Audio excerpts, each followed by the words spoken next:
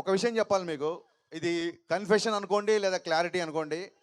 బయట చాలా ఈ సినిమా మీద చాలా రకాల ఆర్టికల్స్, చాలా రకాల వెబ్సైట్ల మీద చాలా వెబ్సైట్లలో లేదా మీడియాలో, ఎలక్ట్రిక్ ఛానల్ అన్నిట్లలో అదరగొట్టే కారం రంగు రుచి ఆచి కారం పొడి.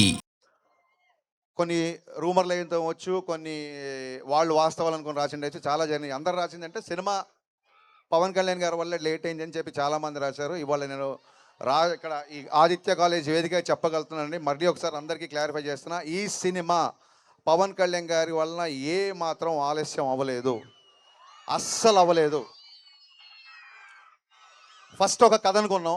ఫస్ట్ అంటే సినిమా ప్రమోషన్ స్టార్ట్ చేసిన తర్వాత నాకు ఉస్తాద్ భగత్ సింగ్ గురించి కంప్లీట్గా మాట్లాడడానికి దొరికిన అవకాశం వేదిక ఇదే కాబట్టి చెప్తున్నాను. వేరే సినిమా ఫంక్షన్కి వెళ్ళినప్పుడు ఉస్తాద్ అప్డేట్ అనుస్తారు, అప్పుడు మన సినిమా గురించి చెప్పడం కరెక్ట్ కాదని ఎప్పుడు చెప్పలేదు. ఫస్ట్ ఒక కాలేజ్ బ్యాక్డ్రాప్లో లవ్ స్టోరీ అనుకున్నాను. ఎందుకంటే గబ్బర్ సింగ్లో బాగా మాసిగా చూపించాను, నాకు ఆయన ఒక జల్సా ఖుషీ లాగా చూపించాలని చెప్పి ఒక కాలేజ్ బ్యాక్డ్రాప్ లవ్ స్టోరీ అనుకున్నాం.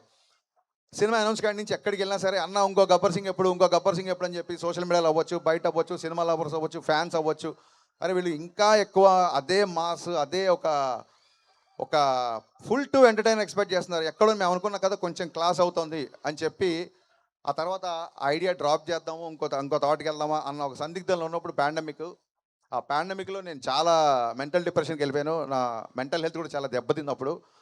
సో ఈ కట్ చేద్దామా ఇంకో కట్ చేద్దామా అన్న సందిగ్ధంలో నా వల్ల కొంచెం టైం వేస్ట్ అయింది. ఆ తర్వాత ఒక రీమేక్ అనుకున్నాము, అది పెద్దగా ఎగ్జైట్ అవ్వలేదు ఎవరము. ఆ తర్వాత అది పక్కన పెట్టేశాము.